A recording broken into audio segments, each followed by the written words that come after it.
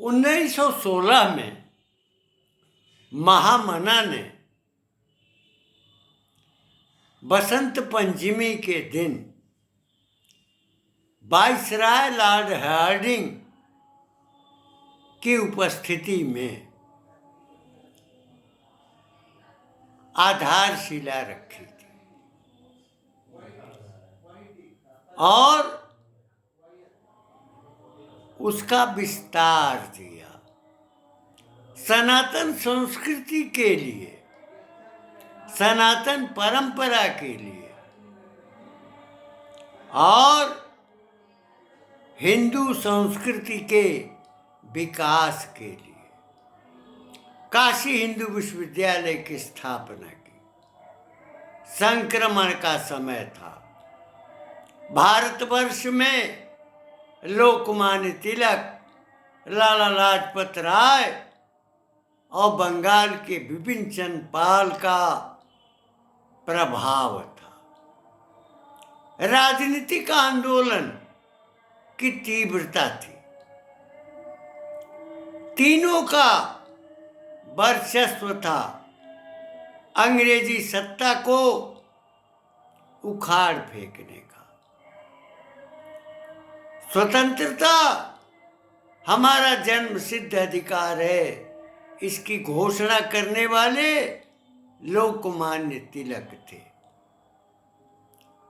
1914 से 1919 तक विश्व युद्ध चल रहा था।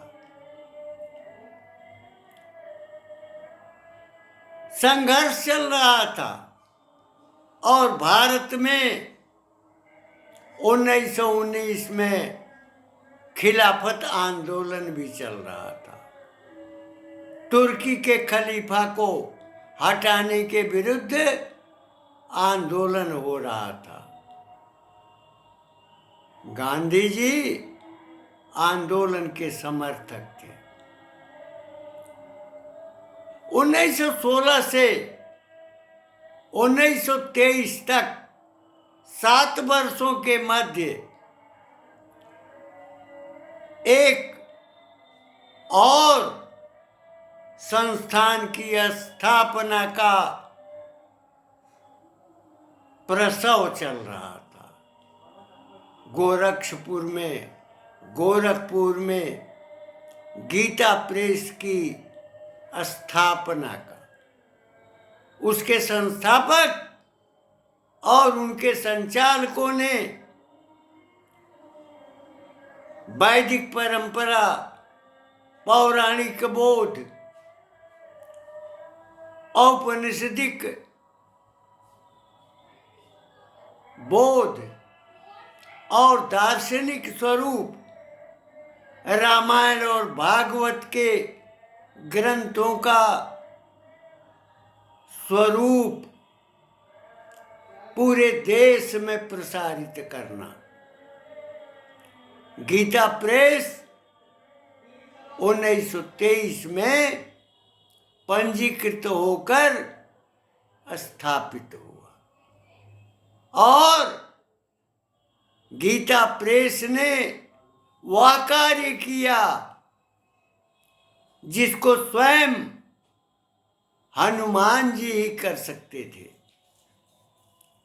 त्रेता में हनुमान जी को शक्ति का बोध कराने वाले जामवंत जी थे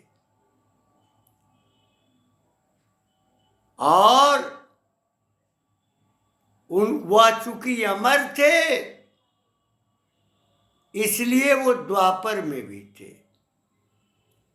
हनुमान जी के बोध कराने का भाव उसी प्रकार का था जैसे महाकवि श्याम नारायण पांडे ने अपने जय हनुमान खंड काव्य में व्यक्त किया है। जामवंत जी कहते हैं, प्रबल पराक्रम और पौरुष के प्रचंड रूप, विद्या के कला के रूप, मूर्तिमान ब्रह्मचर्य, धर्मशील कर्मशील, संस्कृति के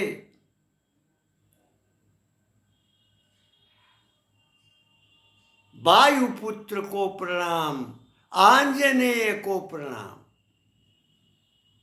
हनुमान जी में स्वयं शक्ति संपादित हुई और वह लंका की ओर जगदम्बा सीता का पता लगाने के लिए पहुंच गए। वो द्वापर में भी थे। कलयुग में हनुमान जी हनुमान प्रसाद पोद्दार के रूप में अवतरित हैं। हनुमान जी अमर हैं, लेकिन गीता प्रेस ने वह कार्य किया है, वह पृष्ठभूमि तैयार किया है जो राष्ट्र की आजादी, देश की स्वतंत्रता के लिए उसका महत्तम योगदान है।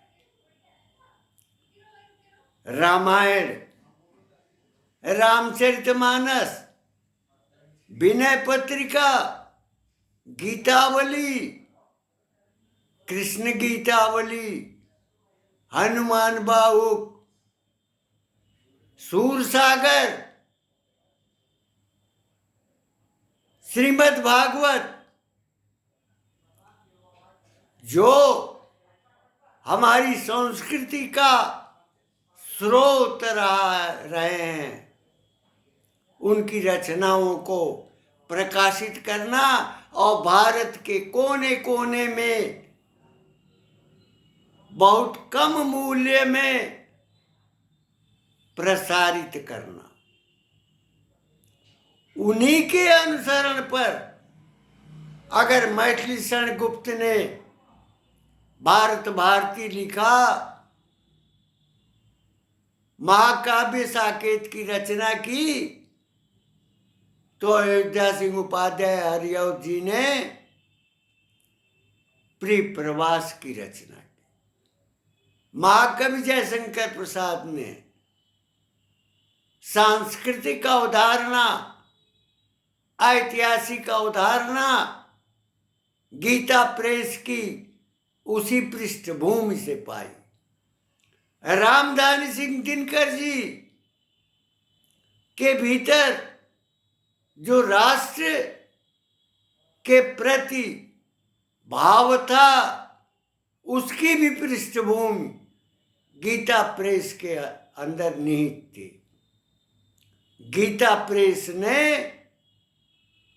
हमारी संस्कृति को, हमारी वैदिक परंपरा की जितनी भी निधियां हैं, उन निधियों का प्रकाशन किया और विस्तार किया, और वह परोक्ष भाव से पृष्ठभूमि के अंतर्गत रहकर भारतीय स्वातंत्र चेतना को पैदा किया, जिसमें अनेक क्रांतिकारी फांसी के फंदे चूमे, फांसी पर लटक गए, और उन्होंने भारतीय स्वतंत्रता के लिए अपना जीवन अर्पित किया। 1947 के बाद भी 1923 से 1947 का कालखंड गीता प्रेस का महत्वपूर्ण योगदान है। आजकल किसी समाचार पत्र या मीडिया के संचालन के लिए पत्रकार होते हैं। पता नहीं गीता प्रेस के पास पत्रकारों की इतनी जमात कैसे थी। 1926 या 27 में गीता प्रेस ने भक्त चरितांक विशेषांक निकाला था, जिसमें भारत के भक्तों के चरित्र और उनके चित्र प्रकाशित किए गए थे। भक्तों की जो भावना थी भगवान कृष्ण के प्रति, राधा कृष्ण के प्रति, भगवान राम के प्रति, भगवान हनुमान के प्रति, वह कहाँ से गीता प्रेस ने संग्रहित किया होगा? कल्पना करके आप देखें, विचार करें। भारत का ऐसा कोई भी कोना नहीं है, क्षेत्र नहीं है जहां गीता प्रेस के ग्रंथ पहुंचे नहीं हो।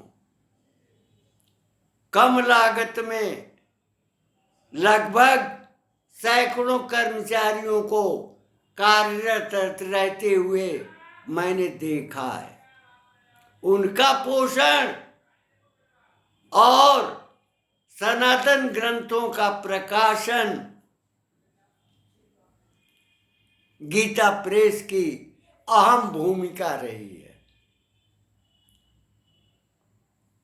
हमने अपने पितामह का चित्र जो भक्त चरितांक विशेषांक में भक्त रमा जी के साथ था, उसी को खोजने के लिए 1974 में गीता प्रेस में गया था,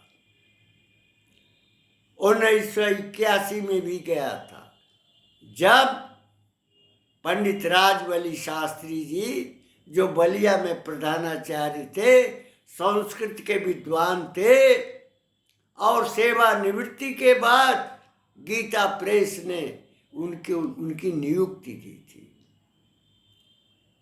वहां पर भी हमने गीता प्रेस से कुछ साहित्य अर्जित किया।